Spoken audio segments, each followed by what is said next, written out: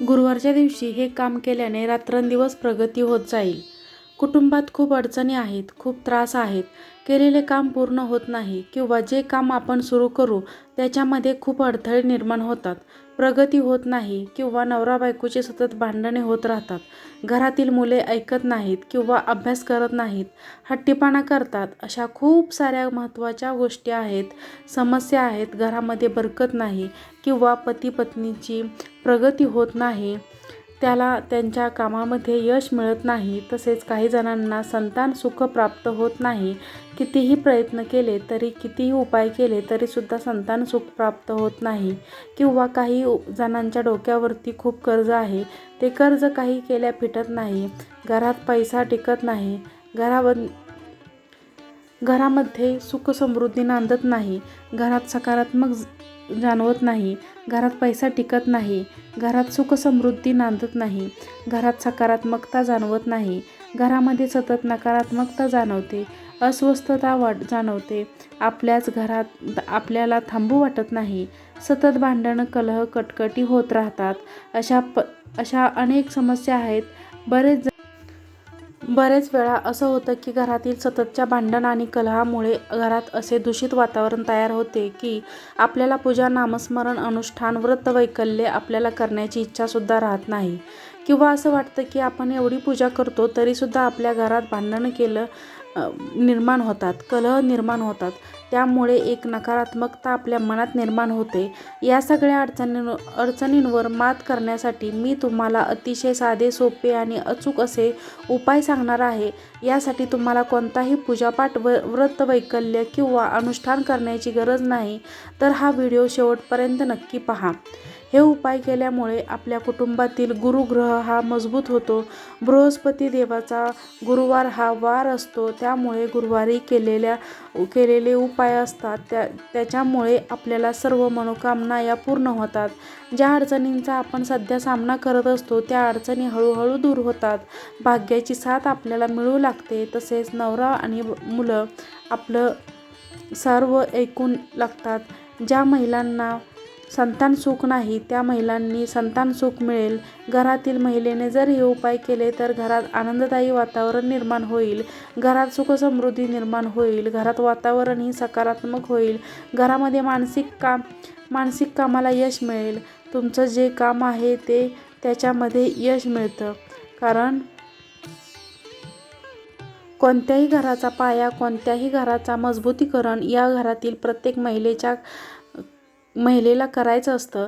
ज्या घरातील महिला सकारात्मक विचाराच्या असतात त्या घराची प्रगती होते आणि कोणतेही काम जेव्हा महिला करतात तेव्हा त्याचा फायदा हा पूर्ण कुटुंबाला होत असतो. कारण कोणत्याही महिलेला किंवा कोणत्याही घरातील सदस्याला असे वाटत नाही की आपल्या घराचे हे वाईट व्हावं. प्रत्येक घरातील महिला घरासाठी, प्रगतीसाठी रात्रंदिवस झटत असतात. आपल्या घराची प्रगती कशी होईल याचाच विचार करत असतात. आता पहिला उपाय म्हणजे तुम्हाला करायचा आहे. यासाठी तुम्हाला एक वाटीभर तांदूळ घ्यायचे आहेत. त्या वाटीभर तांदळामध्ये थोडेसे हळद आणि थोडे पाणी मिक्स करून घ्यायचं आहे. त्यामध्ये तांदूळ आपल्याला पिवळे करायचे आहेत आणि हे वाटीभर तांदूळ तुम्हाला तुमच्या घराच्या आसपास किंवा घराजवळ जिथे पक्षी येतात तिथे तुम्हाला हे तांदूळ ठेवायचे आहेत. गुरुवारी सकाळी हा उपाय तुम्हाला करायचा आहे. यामुळे काय होणार आहे, जे काही पक्षी असतात ते पक्षी हे पिवळे तांदूळ खाऊन जातात आणि आपल्याकडून नकळतपणे गुरुवारच्या दिवशी अन्नदान हे होत असतं. त्यामुळे आपल्या कुंडलीतील गुरुग्रह हा मजबूत होतो. गुरुग्रह बृहस्पती देव आपल्यावर प्रसन्न होतात आणि यामुळे आपल्या आयुष्यात, आपल्या जीवनात ज्या काही समस्या आहेत त्या हळूहळू आपल्याला कमी होत असल्याचं जाणवतात. दुसरा उपाय असा आहे की गुरुवारच्या दिवशी तुम्ही तुमच्या जेवणामध्ये पिवळ्या पदार्थाचा समावेश करायचा आहे. जसे की हरभऱ्याची डाळ असेल तर त्याच्यापासून जी काही कोणती भाजी बनवता येत असेल तर ती भाजी तुमच्या आवडीनुसार भाजी बनवायची आहे. किंवा पिवळ्या रंगाच्या केळी असतील तर ती गुरुवारच्या दिवशी आपण जास्तीत जास्त करून पिवळ्या रंगाच्या पदार्थांचे सेवन हे करायचं आहे. या उपायाने देखील आपण गुरुग्रह हा मजबूत होतो. ज्योतिषशास्त्रानुसार हे सिद्ध होते. प्रत्येक दिवस हा प्रत्येक ग्रहाला समर्पित आहे. तसेच गुरुवार हा गुरुग्रहाला समर्पित आहे. त्यामुळे गुरुवारी हे उपाय केले आपले कुटुंबातील गुरुग्रह मजबूत होतो आणि आपल्याला कोणत्याही प्रकारच्या अडचणी या येत नाहीत. गुरुवारी केलेले उपाय हे पूर्णत्वास जातात. त्याच्यामध्ये कोणत्याही अडथळा येत नाही. आता तिसरा उपाय हा आहे की तुम्हाला थोडंसं गव्हाचं पीठ घ्यायचं आहे आणि थोडंसं बेसन पीठ घ्यायचं आहे. गव्हाचं पीठ जास्त घ्यायचं आहे आणि बेसन पीठ हे 1 चमचाभर घेतलं तरीसुद्धा चालेल. त्याच्यामध्ये तुम्हाला थोडी हळद मिक्स करून घ्यायची आहे आणि हे पीठ चांगले मळून घ्यायचे आहे. याचा चांगला गोळा बनवायचा आहे आणि आपण पुरणपोळी करतो त्या पद्धतीने त्या गोळ्यांमध्ये थोडासा गूळ आणि हरभरा डाळ घालायची आहे. आणि हा गोळा तुम्ही गाईला खाऊ घालायचा आहे. यामुळे आपल्याला गोमातेचा आशीर्वाद मिळतो. तुम्हाला तर माहीतच आहे की या गाईच्या पोटात 33 कोटी देवांचा वास असतो. त्यामुळे गुरुवारी जर तुम्ही गाईला हे पीठ खाऊ घातले तर त्याचे खूप असे पुण्य मिळणार आहे. हळूहळू आपली प्रगती होत जाणार आहे. आपल्या लक्षात सुद्धा येत नाही की आपल्यात आता चांगले बदल घडू लागला आहे. जर का विवाह होण्यास अडथळा निर्माण होत असेल तर त्याचा विवाह या उपायाने लवकरात लवकर होईल. विवाहाचा योग लवकर जुळून येईल. चौथा उपाय असा आहे की गुरुवारच्या दिवशी तुम्हाला अंघोळीच्या पाण्यामध्ये चिमूटभर हळद टाकायची आहे आणि त्या पाण्याने तुम्हाला अंघोळ करायचे आहे. तसेच घरातील ज्येष्ठ व्यक्ती असतील किंवा ज्यांना तुम्ही गुरु मानता त्यांना गुरुवारच्या दिवशी तरी तुम्हाला नमस्कार करायचा आहे. त्यांचे आशीर्वाद घ्यायचे आहेत. यामुळे आपला गुरुग्रह हा बळकट होतो. तसेच गुरुवारच्या दिवशी केस हे कधी धुवायचे नाहीत. गुरुवारच्या दिवशी केस धुतल्याने गुरुग्रह हा कमजोर होतो. त्यामुळे गुरुवारच्या दिवशी कधीही केस धुवू नये. पाचवा उपाय असा आहे की गुरुवारच्या दिवशी तुम्हाला 1 तांब्याभर पाण्यात थोडंसं कच्चं दूध मिक्स करून ते तुळशीला अर्पण करायचे आहे. तसेच थोडी हळदसुद्धा अर्पण करायची आहे. यामुळे भगवान विष्णू आणि माता लक्ष्मी तुमच्यावर प्रसन्न होतील आणि भगवान विष्णू आणि माता लक्ष्मीचा आशीर्वाद तुमच्यावर कायम राहील. तसेच गुरुवारच्या दिवशी तुम्ही सूर्याला जेव्हा अर्घ्य देता तेव्हा त्या पाण्यामध्ये तुम्हाला थोडीशी हळद आणि थोडा गूळ घालायचा आहे. तसेच गुरुवारच्या दिवशी तुम्हाला केळीच्या झाडाची पूजा देखील करायची आहे.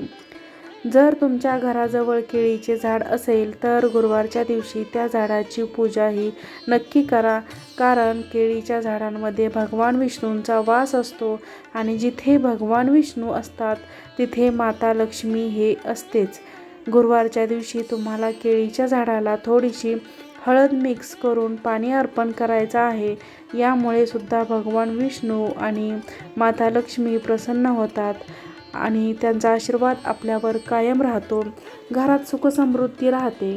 ज्या घरात अडचणी असतात त्या हळूहळू कमी व्हायला मदत होते. तसेच गुरुवारच्या दिवशी थोडेसे चंदन आणि हळद मिक्स करून ठेवा आणि त्याचा टिळा आपल्या कपाळावर दररोज लावायचा आहे. यामुळे भगवान विष्णू देव प्रसन्न होतात आणि गुरुग्रहही मजबूत होतो. गुरुवारच्या दिवशी थोड्याशा पाण्यामध्ये हळद मिक्स करून हे पाणी तुम्ही तुमच्या घरात शिंपडायचे आहे. यामुळे तुमच्या घरातील जी काही नकारात्मक शक्ती असेल, जी काही नकारात्मक ऊर्जा असेल ती निघून जाते. जी काही निगेटिव्हिटी आहे ती निगेटिव्हिटी नष्ट होऊन घरामध्ये सकारात्मक वातावरण निर्माण होते. तसेच तुम्ही गुरुवारच्या दिवशी तुमच्या उंबऱ्याला हळदीचे लेपनही करू शकता. लेपन करण्यासाठी तुम्ही गोमूत्र आणि हळद मिक्स करून हळदीचे लेपन उंबरठ्याला द्यायचे आहे. त्यामुळे देखील लक्ष्मी माता खूप प्रसन्न होते आणि आपल्या घरात सुखसमृद्धी येते. मी सांगितलेल्या उपायांपैकी तुम्हाला जे शक्य आहे ते उपाय तुम्ही नक्की करून पहा. हे सर्वच उपाय केले पाहिजेत असं काही नाही. जे तुम्हाला शक्य आहे ते उपाय तुम्ही गुरुवारच्या दिवशी करून पहा.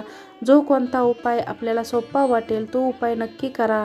हे सर्वच उपाय केल्यामुळे आपल्याला पुण्याची प्राप्ती होते. आपल्या सर्व अडचणी दूर होतात. तरीसुद्धा सगळ्यात पहिला जो उपाय सांगितला आहे, पिवळा तांदूळ घेऊन ते पक्ष्यांना खाऊ घाला. तरच यामुळे मुखजीवांना खाऊ घालण्याचे पुण्य तुमच्या पदरात पडेल आणि तुमच्या घरातील सर्व समस्या, ज्या काही अडचणी आहेत त्या हळूहळू नक्कीच दूर होतील आणि घराची प्रगती होत राहील आणि सुख समृद्धी येईल. व्हिडिओ आवडला असेल तर लाईक करा, शेअर करा, सबस्क्राईब करा. अशाच नवीन छानशा व्हिडिओमध्ये आपण पुन्हा नक्कीच भेटूया. आजचा व्हिडिओ पाहिल्याबद्दल खूप खूप धन्यवाद.